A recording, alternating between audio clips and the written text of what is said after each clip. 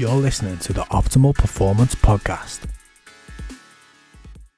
Hello and welcome to the first episode of the Optimal Performance Podcast. It's Coach Chris and we've got Coach Matt and Coach Scuppers in with us today. The idea behind the podcast is to dive into all things performance, looking from a training perspective, a nutrition perspective, a recovery perspective. So the idea is to obviously go into some specific topics in future episodes, but today it's going to be a little bit more of a casual one with the lads to obviously introduce ourselves and then line out some future plans for the podcast. So Chris, what is optimal performance? Yeah, so tough question. I think the actual term optimal, I don't think it can ever be truly fully achieved, but it's kind of the strive for optimal, so looking to improve all areas of performance and health first and foremost, looking into training, your nutrition, supplementation, obviously what you do outside of the gym and that type of thing in terms of like your relationships and your family. So optimal performance, I think in its purest form, is a strive for optimal, even though I don't think you can actually ever truly achieve optimal, or as close as possible is the goal, but whether you can actually achieve it's another question. So but basically what you're saying is that you will always be working towards this. You'll always have somewhere to go. There's always improvements to be made. There's always room for improvement and movement. Definitely. I think as we say, it's that continual continual journey sort of thing. I don't think there's ever an end destination with training and with life or with nutrition or whatever it is you want to look at. I think it's a never-ending game, and it's about striving towards getting better in all areas, which is kind of the ethos behind the business. Within what we offer is obviously fusing strength and conditioning and sports rehabilitation together, and using them specific tools to help people strive towards continual improvement. As I say, although optimal may never be actually achievable. Yeah, so I think what's important is that it doesn't matter where you are in your journey to join optimal performance. It doesn't matter if you're injured or whether you're fit. You can join any part of the journey and achieve optimal from there, can't you? Yeah, definitely. So obviously that comes into the first part of actually helping people, is like with a solid assessment and actually getting to understand the person first and foremost, which is a big one. As I say, whether you're injured, whether you're already fit, as we've just said to Matt there, I think the strive for continual improvement is what people want and what people ultimately need to work towards goals and feel that sense of achievement. So regardless of where people's starting position is, we can always make things better. That's the idea behind it. Perfect. So Chris, let's learn a little bit about yourself. Yeah. Where have you come from? What have you been doing for the last 10, 15 years? And where you want to go in the future? Let's get it. Yeah, the last 10 years it's a long period of time. A lot's happened in my life in between 10 years. 2 kids, house, engaged. But yeah, from a business perspective, I've actually had the business set up since 2014, which people may or may not know. I used to work like part-time under this sort of branding, and I was working in chiropractic care. So off the back of graduating from university, went into chiropractic care, which is a really good job, very interesting, looking into like forms of x-ray analysis, spinal specific rehabilitation, and then I kind of outgrew it. Wanted to take my life into my own hands a little bit more, work for myself, work on my clock, not somebody else's. So as I say, made that transition into working for myself full time, running it as a standalone business rather than part time. And basically started out personal training, done my personal training certifications whilst I was at uni, and then dived into a little bit more of the performance actual side of things, looking into like how to get stronger, how to improve conditioning. And then fusing into the sports rehabilitation side. I think that bred from a lot of my own problems playing football with terrible knee injuries that I was getting terribly advised basically from NHS physios at the time who I thought knew everything. Become a little bit lost with it, was playing in pain every week and couldn't even get down the stairs of a Sunday morning kind of thing at like a young age basically. And then from there, after doing sport and exercise science degree, went into an MRes for sports rehabilitation, dived into that side of things, and then having a little bit of a skill set in both side of things in terms of like pain management from the chiropractic side of things, my own problems, what I'd had in terms of injury, and then looking into that spectrum of performance kind of made the idea to fuse everything under one sort of branding, which is elements of strength and conditioning or performance, elements of sports rehabilitation. And then, as I've said on previous podcasts for other episodes with people, trying to find the tools what that specific person needs on a given day, which touches on the point Nathan's just brought up with in terms of like people's starting point is always different, and it's trying to find what that person needs on that given day as their set point to make to the path towards that improvement. So basically it's like you've suffered injuries, you've went through rehabilitation through the NHS scheme, through their physio, stuff like that, being misinformed, misguided, and not really being given all of the tools that's spurred you on to create this business, which covers every aspect for every person. There's not one person that can walk through the door that couldn't benefit in some way from optimal performance.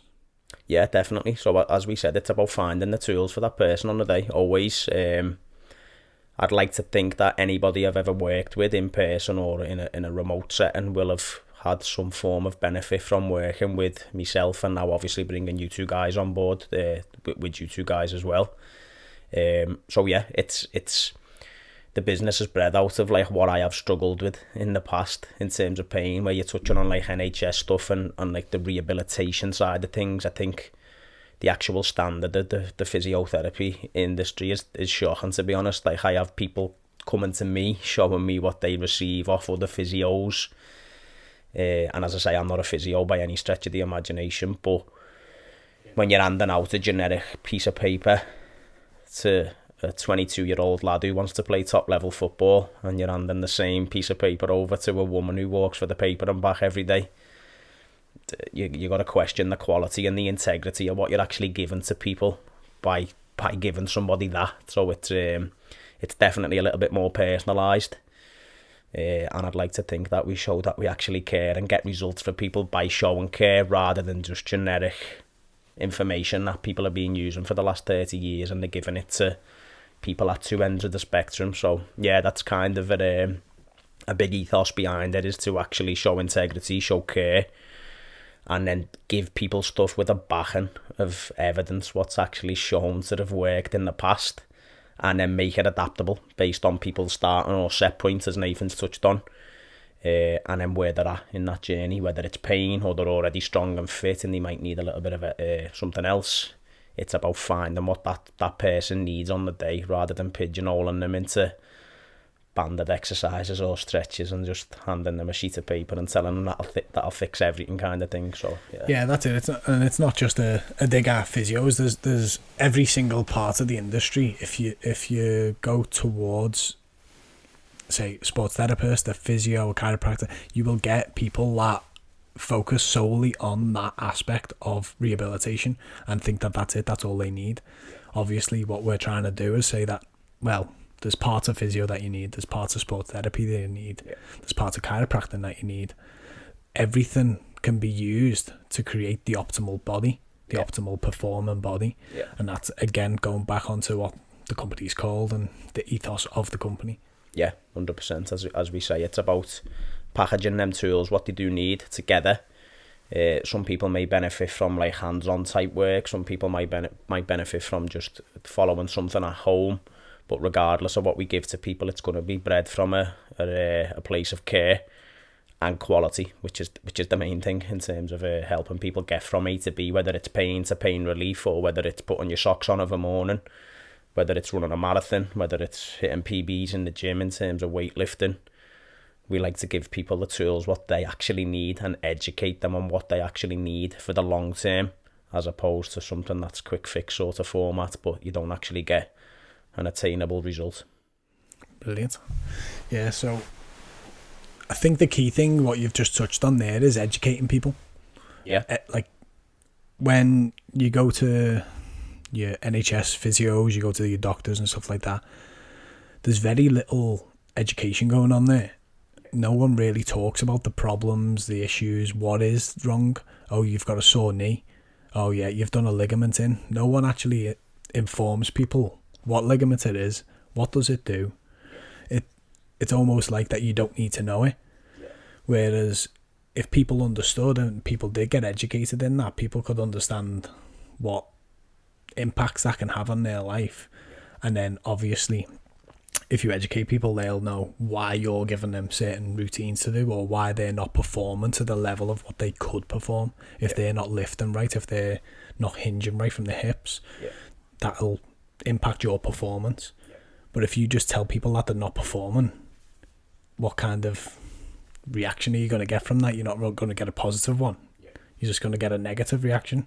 Yeah, well, it goes massive into diagnosis. I think a lot of people, when they receive a diagnosis, it becomes a negative thing. So, like, I don't really work in that way. I have done in the past and tried to diagnose people with things. So, like, touching really into rehabilitation, my idea is you can't really cheat the mechanics. So, like, if somebody has got knee pain, your knee can only do so many things. It can flex and extend. Your tibia can internally, externally rotate relative to the femur.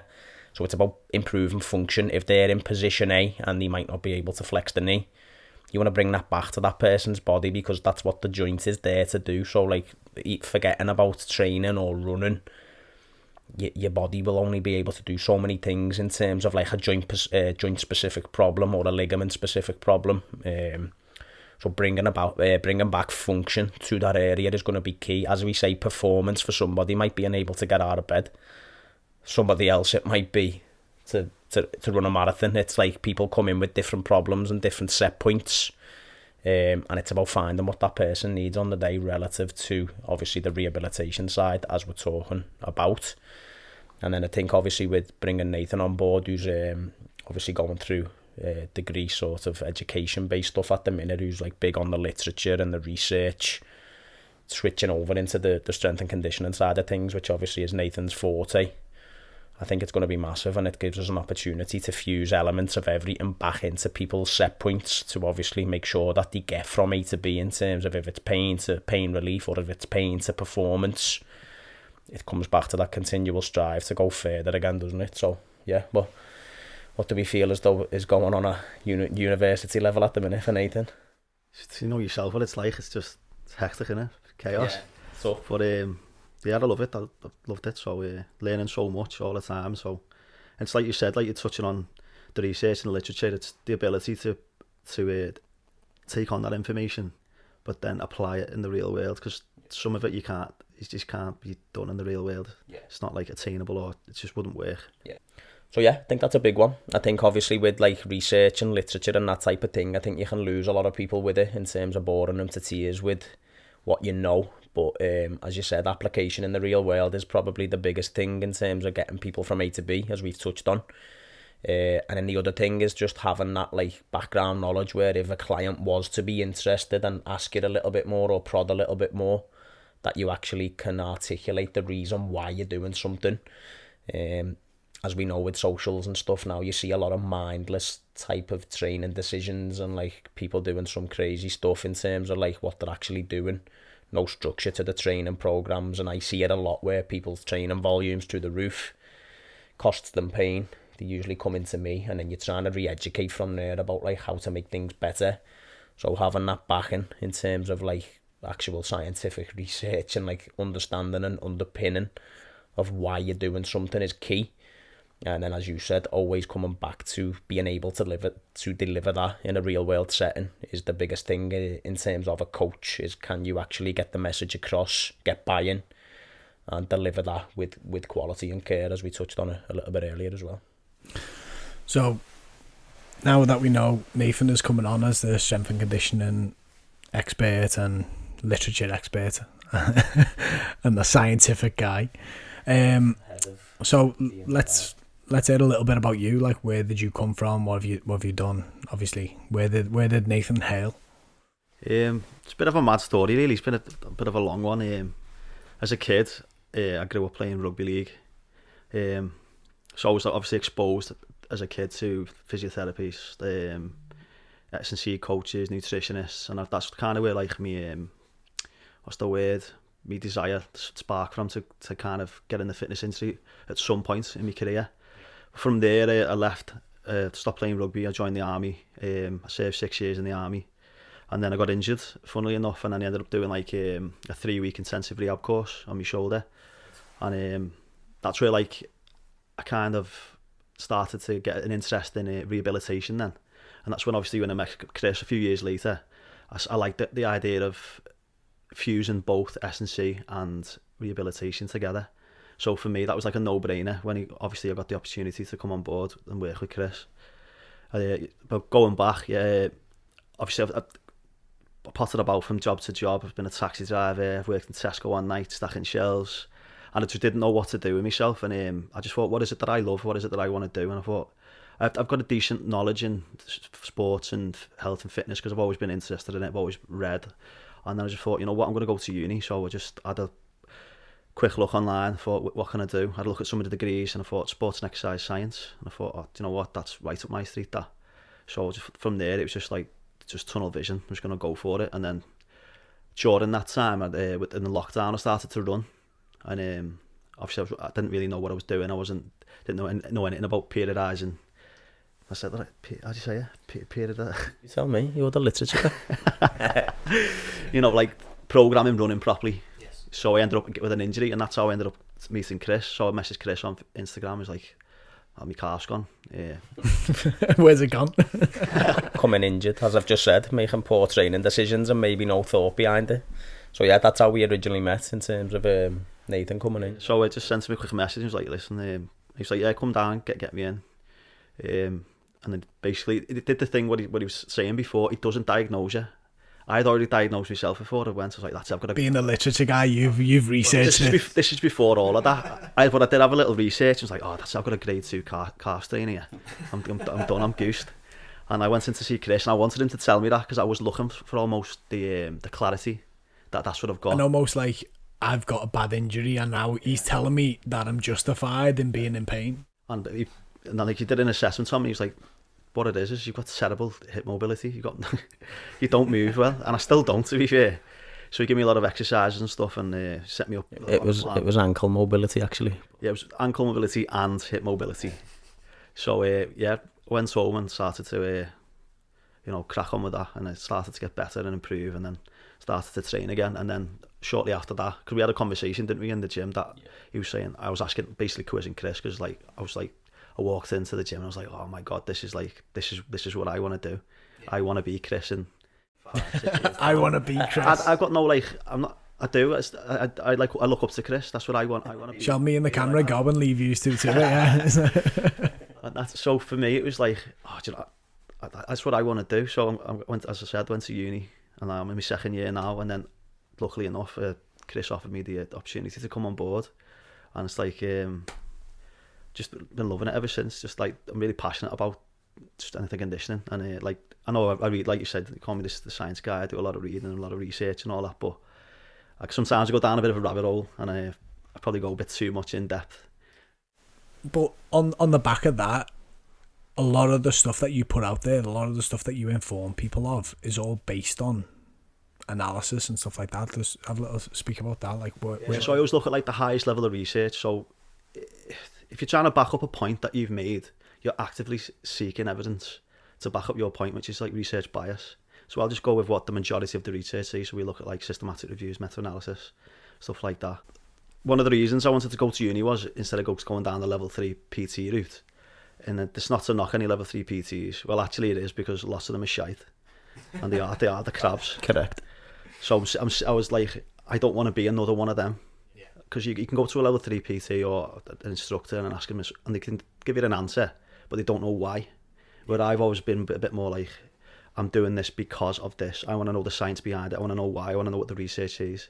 So that makes me a better coach, so I can advise people properly. So that was another reason why I wanted to go to uni, why I went down that route.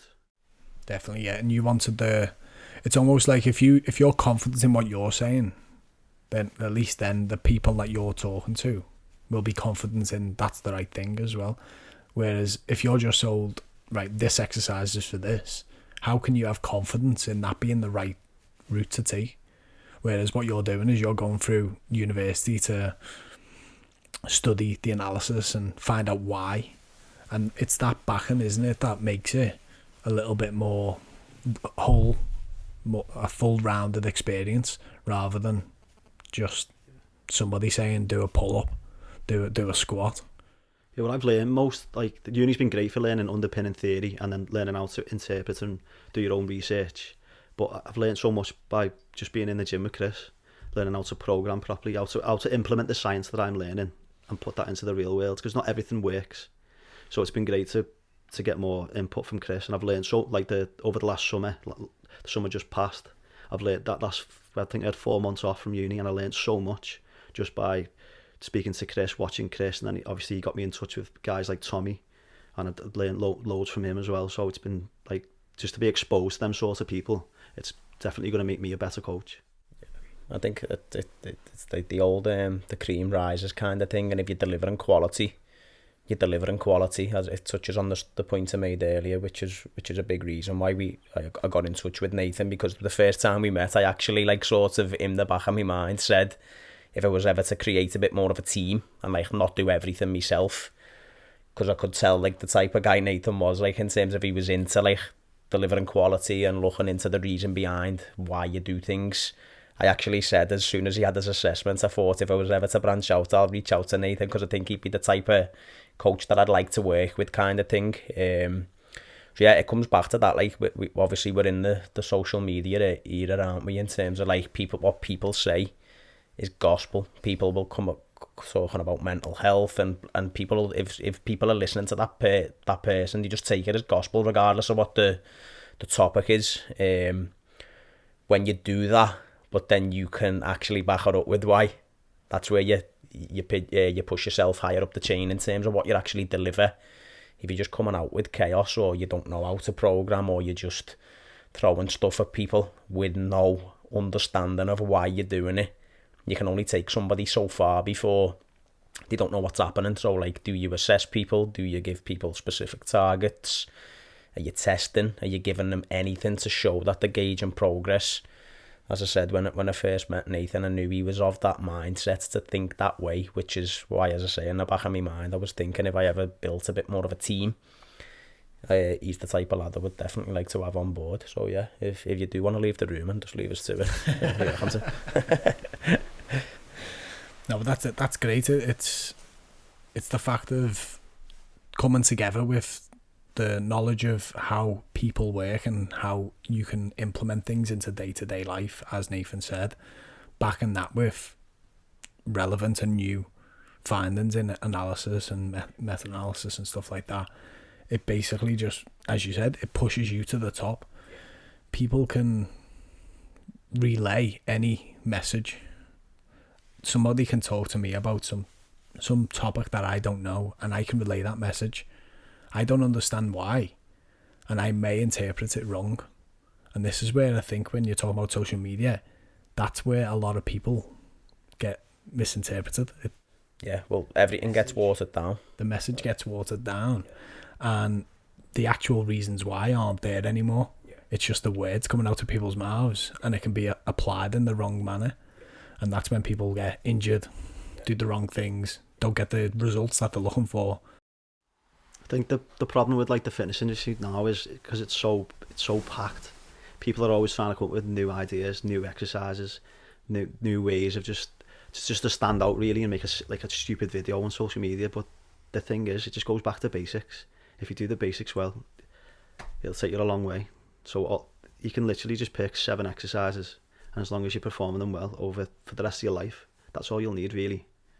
So the rest of it's just all fluff, like just to stand out. Yeah, correct. Yeah. I'd have to agree. Yeah. If you can cycle 7 exercises very well across the spread of time, you don't actually need that much more from a training perspective. Yeah. In terms of, like, progressive overload and adaptation to what you're actually trying to achieve. But as we said at the start of the podcast, it's always about what tools that person needs who's standing in front of you. I help a lot of people who are in pain to begin with, and as I say, the kind of ethos behind the company is pain to performance. So, like, if somebody comes in pain, you don't just want to say, right, you're out of pain and see you later. You want to try and make the quality of their life better so they can play with the kids, or they can go to the gym, or they can run, or whatever it is that their specific goals are. So yeah, as I say, it comes full circle always, definitely. Which leads me on to bringing Matt into the equation. So yeah, do you want to touch on You're in the hot seat now. You're, Yeah. This This is is touch on a little bit of an intro camera's into on me. yourself. So I've spent 12 years being in engineering industry, being a tool maker and working in a factory, closed doors, no windows, working shifts, working 6 till 2, 2 till 10, 10 till 6, night shifts. Like, it's not good for the body at all. 3 years ago I decided to initiate my retirement plan from that role. And I went and done a sports therapy massage course just to start me out. So I done that 3 years ago, past that. And then since then, obviously COVID hit. That literally put a stop on everything. We can all talk about that, but once things got back to normal, I then moved over to looking at progressing my retirement plan from that role more and just accelerating it. I got the opportunity to leave the role that I was in and go and train further so I could apply more time. So this year I'm happy to say that I've took that opportunity.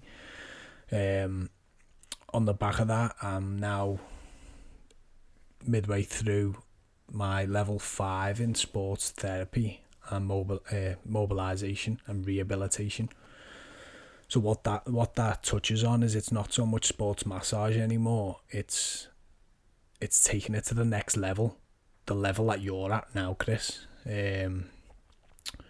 Basically looking into rehabilitation rather than just dealing with massage and just dealing with one method.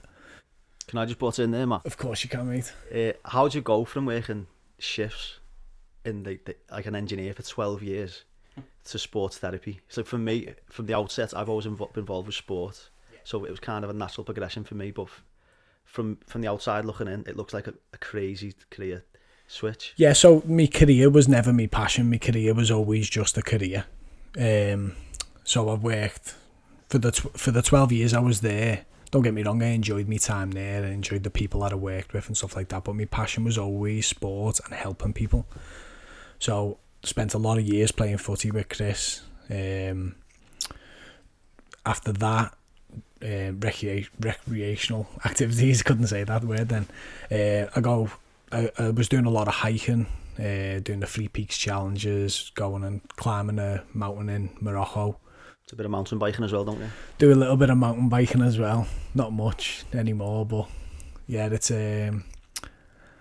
I've been interested in basically every sport, every aspect of just getting outside, getting at one at nature, going hiking, going trail running up a mountain, run up and down Snowdon. It literally kills you, but it gives you that buzz.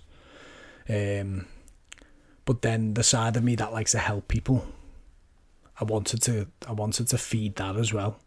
So what better way of doing that is by including that into the sports that I enjoy doing as well.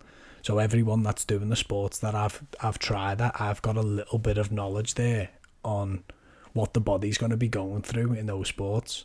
So ideally I can apply that to the rehabilitation and help them perform better, and then obviously pass them over onto yourself for the strength and conditioning to even perform to an elite level. But yeah, so that's where the passion and the drive for sports therapy came from. Just generally trying to help people and being quite interested in sports and activities. So yeah, so when Chris offered me the position to jump on board and join his team, it was perfect timing because that's where my education was going. I was educating myself to become more than just a massage therapist and go into the mobilization and the rehabilitation side of the industry, to team it together to create a more rounded service for the people that we're doing it for. It's an interesting point, to be fair, Matt. I think obviously when I first started going into like the rehabilitation side of things, I was just the same. So like level 3 sports massage therapist, obviously progressed through that in terms of 4 and 5, but it comes into that concept of like just using one tool, or as we touched on at the start of things, like trying to give people a little bit of everything.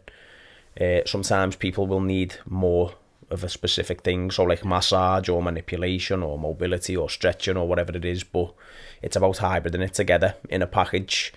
Looking back at what I used to do when I first started out in 2014 to now, I kind of cringe because I used to just get people on a table and tell them they were tight.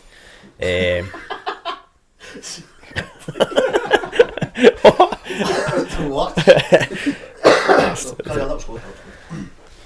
So yeah, I used to just get people on the massage table basically and just kind of tell them they were tight, do the massage and then say, right, you're loose. And then like it kind of didn't really add up to anything. It was too passive on its own. And this is still now what a lot of people who reach out to me and obviously have the first assessment is they will just come in and go like, yeah, my hamstrings are tight all the time and I need a massage, or my low back is, and they just think that one tool fixes everything, but it's a very small percentage of like nudging somebody in the right direction, and it's about getting the person to kind of own their own body and improve function, and using massage, as we're touching on, as a specific.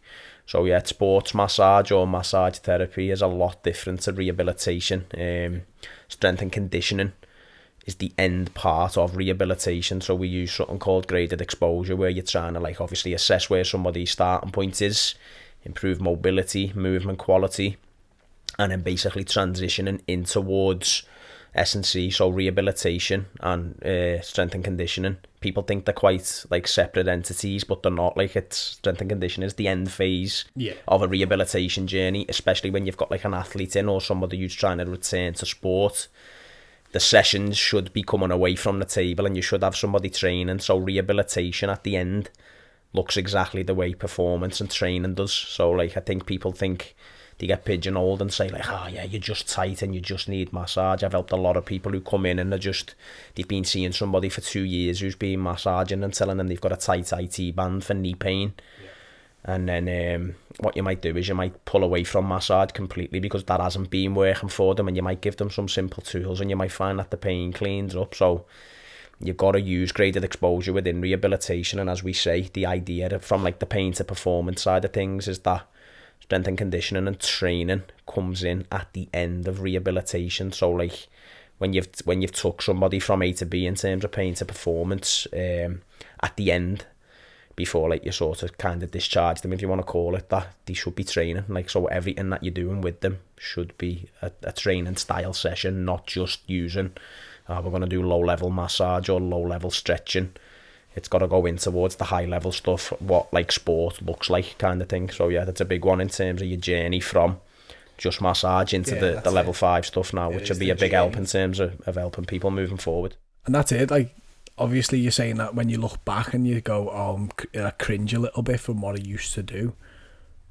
Everything that you used to do used to help people. Yeah. It's just, it wasn't to the level that you can do now. Yeah. And that's part of the journey. You've got the experience, you've got the training behind you, you've got the knowledge behind you. And now you're going, right, okay, we can do so much more. And we're not, by just giving people massages or giving people cupping therapy and stuff like, just having those singularities never ever is going to fix the problem. It's going to alleviate some pain. It's going to give you a little bit of mental relief. Like, you're not going to think you're in as much pain, or you're going to think that you're fixed, but then that pain's going to come back and the pathology is always going to be there until you go into the rehabilitation side and then the strength and conditioning side, because rehabilitation gets that bit sorted. But now, all those muscles that have been inhibited, you need to now strengthen those up, and you need to condition them to stop it ever happening again. So it's a full circle, and it is a journey that you've taken, and me and Nathan are now getting on board on that journey. And basically, you've done the hard work, really. You've started at the bottom and worked your way through it, and now we're joining yourself and being coached by yourself, as well as doing our training ourselves, like university, and I'm doing my level 5. But it's part of the journey that we're taking together, and it's definitely that's part of the growth of the business. Hopefully, anyway, is that like if somebody does just want a massage, they could just come to you and me. If somebody wants to train and get strong, they could just come through to Nathan. But the idea behind it is that like if a client comes into our business, we want to help them give them the tools. But like the idea behind it now is that they're going to have 3 coaches in the corner who have really good skill sets in different areas. Yeah. I'm probably a little bit stuck in the middle. I do a lot of rehabilitation. I do a lot of just out and out training or personal training, strength and conditioning style stuff with some athletes. Nathan's probably more just towards that side in terms of the S&C. And then you're probably more towards just the side of sports rehabilitation. So within like that umbrella of the business, I'm pretty confident if somebody comes to us with a problem, all 3 of us are going to be able to have an impact on that person and take them towards that stuff that we said at the start in terms of like the strive for optimal or the strive for progression. That's ultimately what we're searching for, is obviously to get better in life, in the gym, with the biggest thing being like health. So like, do you feel good upon waking? Have you got time for your relationships, your missus, your kids? Do you feel healthy? That's what it's all about. It's about feeling good. And we call the physique side of stuff, and obviously all it's for me is quite boring, but obviously that comes alongside it. But where we're going with this business is that basically if you reach out to us, you're going to have 3 coaches in your corner who can all help in some form, take you from A to B, give you the tools and the education behind why, as we touched on earlier, to make sure that you are striving towards continual progression, which I think when people come to us, they definitely feel and see, and they will get big response and big results by working in that way. As I say, I've been kind of on my own trying to lay the foundations a little bit with it in the past, but having you 2 lads on board now is definitely going to boost the business in terms of like being able to help more people and service more people first of all, but then improve the quality of what that person receives with different eyes, different ways of thinking, different ways of working. And then as ever, an ever-going process of like using the tools, as I keep coming back to, of what that person needs on the given day at that given moment, which is a big one. That's it. It's a lot of personalisation. Yeah. Everything that we do is personalised to the person coming in. It doesn't matter who you are, what you've got wrong with you. If you've got nothing wrong with you, everything that we do will be dedicated to progressing you. Yeah. It doesn't matter what we've done for the client previous or last week or the week before that's had a similar issue.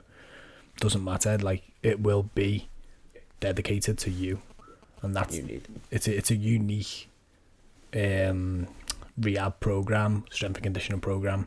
Nothing is recycled. Everything. I think that's where like Optimum Performance stands out as well, because like you're saying, everything's under one roof. Yeah. So for me, if I'm designing a program or I'm working with a client and they're sticky through a certain movement pattern or they're getting pain in a certain area, all I have to do is turn it down to one of you guys and say, what do you reckon's wrong there, or what can we do to fix that? And then from a program perspective, I can implement them sort of things into a strength and conditioning program. So it's not just strength and conditioning, it's prehabilitation. Yeah. So we're limiting further injuries, and we're fixing problems along the way. But like, there's no need for me to say, oh, that's not my forte, you need to go elsewhere. I can just say, oh, go speak to Chris, go speak to Matty. And that's the massive difference between Optimum Performance and pretty much anyone else. I don't think there's anyone else on the market now that does something similar. Not that I know of anyway. Yeah, well, it comes back to what Matty was saying there about like it's very personalised. So like the coaching process in terms of when you're helping somebody, whether it's online, whether it's in person, it has to be adaptable and evolve to the person's circumstances, which is a big one. Comes back into the graded exposure stuff that we were saying about rehabilitation, like making the correct jumps for people at the correct times. If they hit this benchmark, right, they're ready for phase 2. If they hit this benchmark, they're ready for phase 3. As we know, training can, as we touched on earlier again, like if people are making poor choices, it can cost quite a little bit of tax on the body.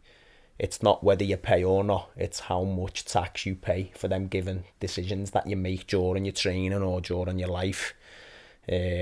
So yeah, as I say, that's a big one, and a big concept that I go through with a lot of people is like everything you do in your life will cost you a certain amount of tax, and how much you pay is whether the decision is a good one or a bad one. So if you're out on the aisle with your mates every weekend, everyone knows that's not the best choice from a health standpoint, and it'll cost more tax. If you're out running every week, still a high physical stress, but that's going to cost you less tax. Sometimes that costs people more tax in terms of they will start to get pain, and that's where we can step in. As you said, like when you're actually touching base with your clients and you're actually caring, you're actually asking them how they're getting on, that's where clients can report back to you and say, oh, I'm struggling with this. And then as you say, when we've got the 3 coaches in the client's corner, we can adapt the program and make it evolve based on their circumstances on that given day or week, rather than just generic sort of go and do this amount of sets and reps, and like you don't touch base with them. Like I know coaches who prescribe programs on like sort of online subscriptions, and they don't actually ask like how the clients are getting on, which blows my mind. But that does happen within the industry. As I said at the start, with the physiotherapy side of things, the standard of the industry is terrible. And there's some really good coaches, and then there's some really poor coaches who, like, as I say, prescribe and don't even actually touch base with the clients to see how they're getting on. So you have to care, and you, as we said, we have to make it adaptable based on what our skill sets are, and hopefully when somebody comes in with a problem, we will hopefully have the answer. If not, then we refer out and make sure that the person is getting looked after properly, which is a big one from like an ethical side of things as well. I think that care and that like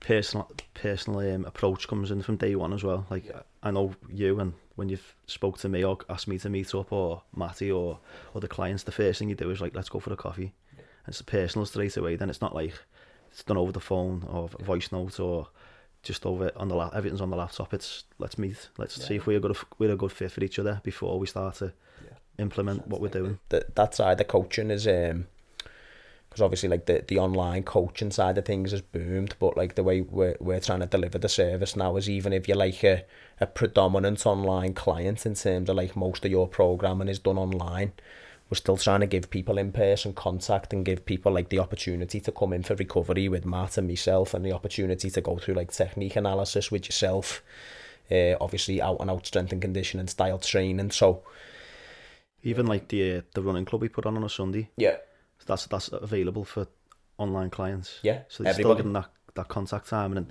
I'm like, I don't mind if they've got a question they want to ask me, why we're there, like I'll answer. Yeah, that's it. That's what it's about. It's about creating like a social environment, enjoying ourselves, still getting some form of physical, mental benefits, but that's open to all of our clients. Anybody who sees that on social media is more than welcome to come down on that side of things, and we've got some really big plans moving forward next year to advance on that, get involved with some other organisations and that type of thing, which is going to be really exciting. So yeah, as I say, it's the business, the foundations of it's really good, and we want to build upon that and start to make it a little bit more sociable and get more people involved. And as I say, not just pigeonhole ourselves into one style of coaching, but basically have all tools and all armoury involved in terms of like you two guys, myself, to make sure that, like as we said, when somebody reaches out to us, they've got 3 coaches in the corner who can help in some form and will help in some form and are happy to help in some form. So that's where I feel as though we stand out a little bit more in terms of fusing elements of sports rehabilitation and strength and conditioning, to make sure that people have got the education and the tools they need to continually improve, as we've touched on with a big theme. Yeah, perfect.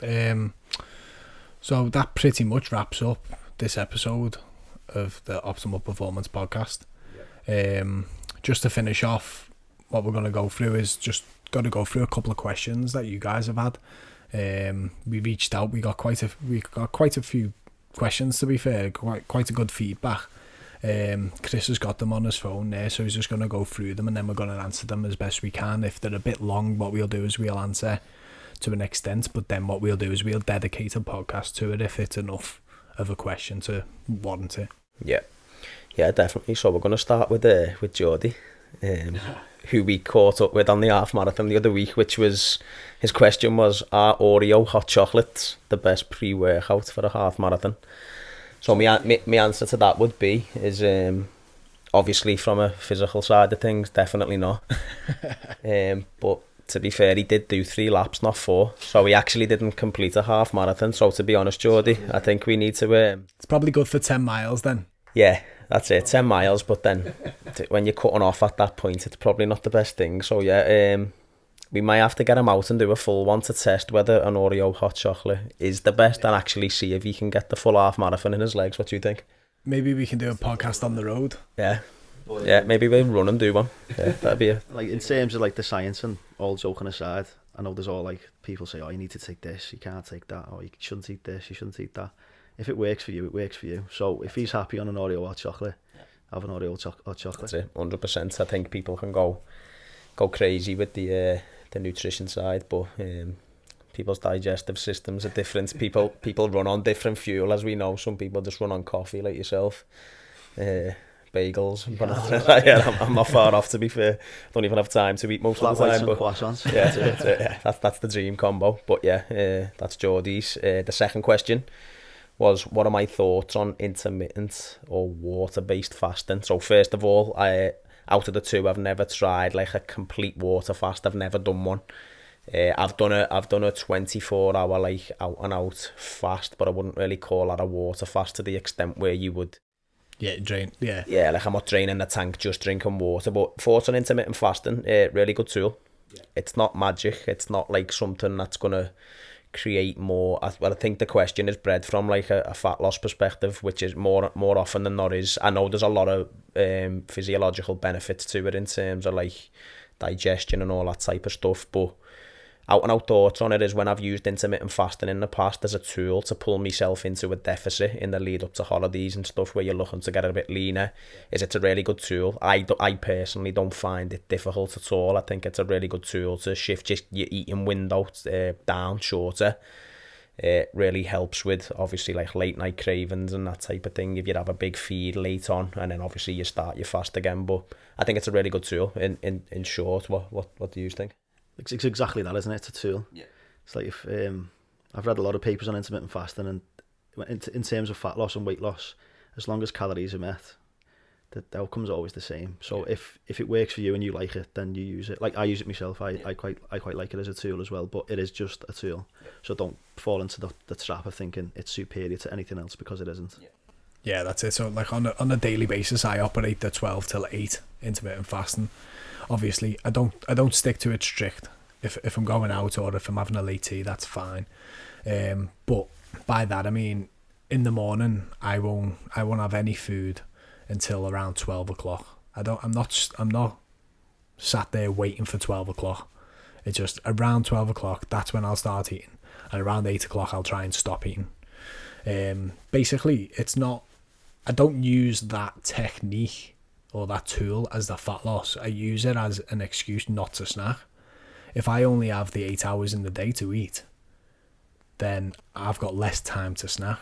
If I'm having 3 meals in those 8 hours, when am I snacking? I don't need to snack. I'm full for the whole 8 hours.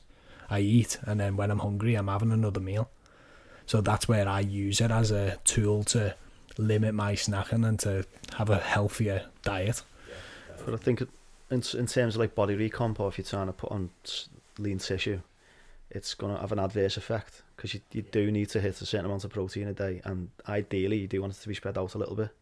So in terms of gaining lean tissue, it's probably not the best approach. Yeah, and it all depends on what time you're training as well. So doing a 12 o'clock fast, if you train first thing in the morning, you've got to replenish. You can't train first thing in the morning to an optimal level and then wait until 12 o'clock in the afternoon before you have any food. I do enjoy running on an empty stomach though. Like if I'm doing it some sort of cardio, especially like zone 2 stuff, I'm happy to run fasted. Fasted exercise is great. Some people can't do it. Some people don't like doing it. That's each to their own. But personally, I think fasted exercise is brilliant. It's a big one in terms of like performance versus composition. So like performance doesn't happen in a calorie deficit more often than not, so it's a bit of a controversial one. Like, and you, as I say, I think the question's bred from like a kind of like a fat loss perspective, but like for performance doesn't happen in a deficit more often than not. So that, as I say, it is a definitely a really good tool.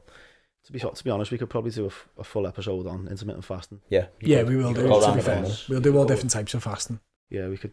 It's a really good question, but it warrants like there's a lot of research out there for and against. Yeah, so. Definitely. So what we'll do is we'll pencil in a fasting podcast, and we'll focus on intermittent fasting, but then touch on the other types of fasting and what they could benefit you from and what the disadvantages of them as well.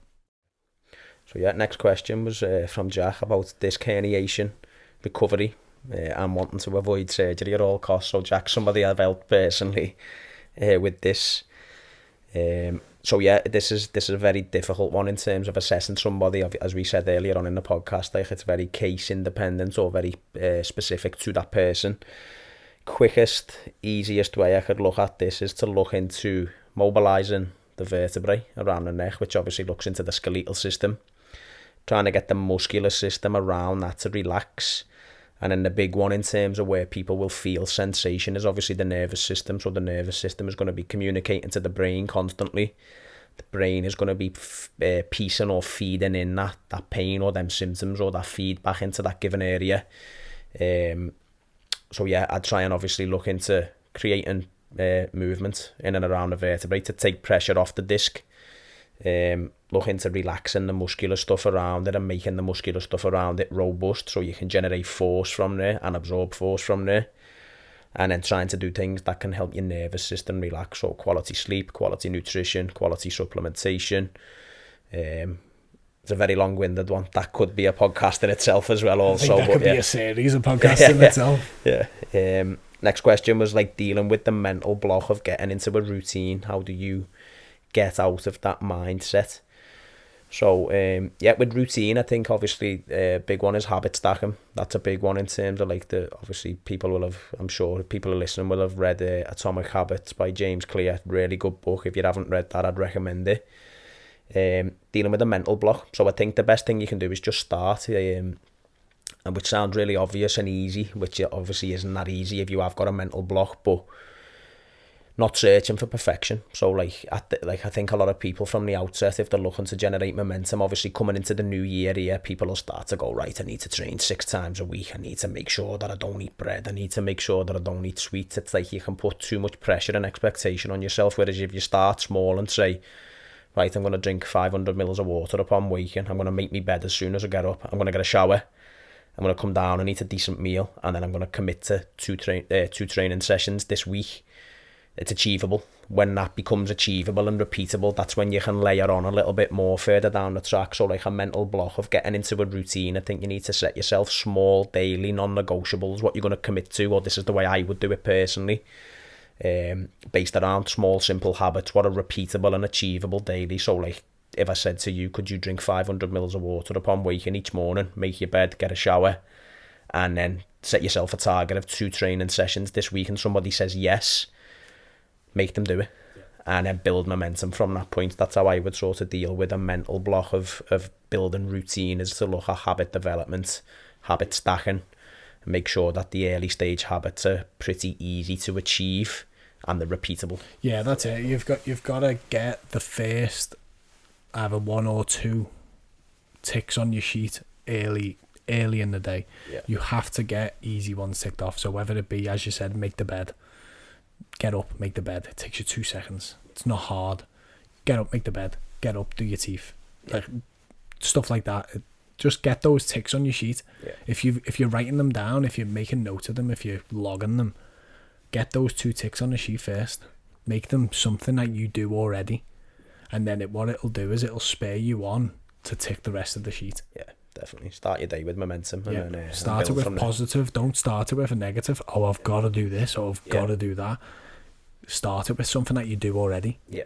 And then that will create the momentum and get the ball rolling. Yeah, celebrate the small wins. Big one. Next question was best way to combat continual knee pain. No physios have been able to help me, which touches on a little bit of what we've spoke about in terms of like the other stuff. So yeah, well, first of all, the knee pain and pain specifically is a very complex topic. There's no like sort of best way or one answer to combat that. I think with knee pain, I think a lot of people, when you're looking at like some of the stuff we touched on earlier on in terms of like what the knee can do, primary role is a hinge joint, so it can flex and extend.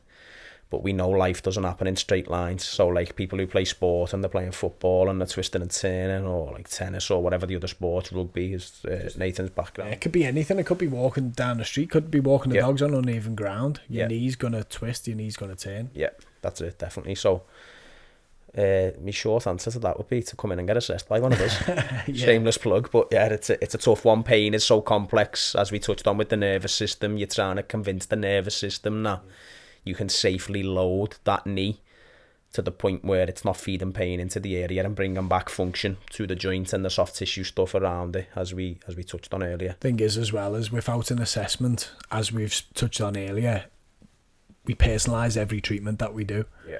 we will never give you, if you come into us and say I've got knee pain, we will never just say, yeah, here's a routine to do. Yeah. Because what knee pain? Yeah. Where in the knee is painful? Yeah. Why is it painful? When's it painful? What do you do that makes it painful? We ask so many questions, then an assessment is crucial, really, isn't it? Definitely. Everything comes off the back of that. You've got to see what the person can and can't do and build out something off the back of that. As I said earlier on in the podcast again, I struggled with knee pain for about 6 years continually. I used to limp around the football pitch every week, like in agony basically, but just played because I loved it. As I say, the short answer would be to come in and get assessed by one of us. And then the last one was from Ando, who's an online client of ours. Future goals and aspirations for myself with both training and business, which is a really good question. Future goals for myself, I've always like sort of visualised having like a space, so like a bit more of an actual in-person space in terms of like fusing them elements, as I said, like a recovery area, a gym-based area where people can come in, and wouldn't be like a gym where people are coming in and just walking in and it's all like we pay a membership. I'd like it to be like an actual coached service where people are walking into a space. It's community based, everybody knows each other. Every time somebody walks through the door, they have a specific coach they're going to work with on the day, and as I say, fusing them elements. So like as a business, that would be kind of be like not the dream, but like a vision that I have always kind of wanted to sort of have. Obviously from a business standpoint, in terms of like the aspirations, is obviously that was the idea behind getting you two guys on board, is to start to advance and basically help more people. That's ultimately what it's about helping more people, making sure that people are actually getting the quality like we've touched on, rather than some of the generic stuff that we see. And then this feeds into some of the stuff that we're planning on doing next year in terms of like the more endurance based events. So going to be teaming up with All the Hay, which is going to be through Dicko, we're all good mates with, to look into some more like specific events that these are doing. So like Snowdon Overnight Walk, Three Peaks, all the other stuff that we see. I think we've got some personal aspirations to release a hybrid style training program which Nathan's going to be running, which is going to be to look into like half and full marathon specific training alongside lifting. Some people think it can't be done. I definitely think it can be done, because I already do it. Yeah, I've already started to do it. We do it every week, don't we? So yeah, and we have done it for the half marathon that we just done. So yeah, definitely it can be done as long as you're managing your training properly, and your programming spot on. Yeah, it can be done. Yeah, 100%. So yeah, that's going to be a little bit of what we're diving into. As I say, Nathan's going to be looking into hybrid specific programming, and we're looking to do full marathon. Nathan keeps pulling our arm to do an Ironman, doesn't he? But I don't know whether I've got the actual time to commit to fully train to be conditioned for that when you're a coach. Like I think off to the Ironman. Yeah. And women. Yeah. Demons. Honestly. Oh, we can do it. It's on my bucket list to do. So it's impressive. It takes a lot of time and a lot of dedication. Yeah, it's definitely something I'd like to do. It's just I'd want to be conditioned to feel good to do it, and it not cost me agony all week, the week after doing it, that kind of thing. So it's all right. We've got free S&C and we've got free sports rehabilitation, so we're all right. Yeah, we should have no excuses really when we think about it. Yeah. So yeah, future goals. Yeah, that's the kind of vision I've got for the business moving forward, is basically to help more people. Hopefully at some point have some form of a space where like all our clients could come into, and as I say, not really a gym, but like a space where people are coming in and they can recover, they can train, they can grab a coffee, they can speak to each other and have that community aspect. And then training for me, definitely, just like from a personal standpoint, is to dive into a little bit more of the endurance based stuff again, because it's something I used to love doing. Kind of had to pull away with it in the past with the knee issues and that type of thing, which we've touched on. And now that I feel as though my body is actually working well and I can handle the increase in training intensity and running and stuff, as I say, I feel as though we can deliver a proper hybrid program. So that's going to be like a release that we're going to be doing into the new year, is if that people want to come on board with us and get involved with the running club, get involved with the remote coaching in terms of the weightlifting side of things in the gym. They're going to have them touch points where like we can see them in person, we can help them online and give them the tools that they need again. But yeah, that's definitely where I feel as though I want to go. Touch on the hybrid programming side of things, it's not just for people who want to do a marathon or a half marathon. Yeah, 100%. If people want to just, if it's a 5k, 10k, whatever, it'll be tailored for that. Yeah, 100%. So don't let that put you off. Yeah, it's a starting point, and that that goes on to the running club as well. We've started the running club. Selfishly, we were doing it for the half marathon. As a business, selfishly, we were doing it for the half marathon. But I really feel like it evolved a little bit into just, right, okay, this is something that gets people out in the morning, gets the win, literally winning the day just by getting out and doing a 5k, even if it's a mile, 2 mile, doesn't matter. The idea behind the running club is a conversational piece, and you learn more about people and you learn more about situations. Talking to someone while they're exercising, the guard's down. If you want to catch us off guard, that's the time to catch us off guard. Come and ask us anything.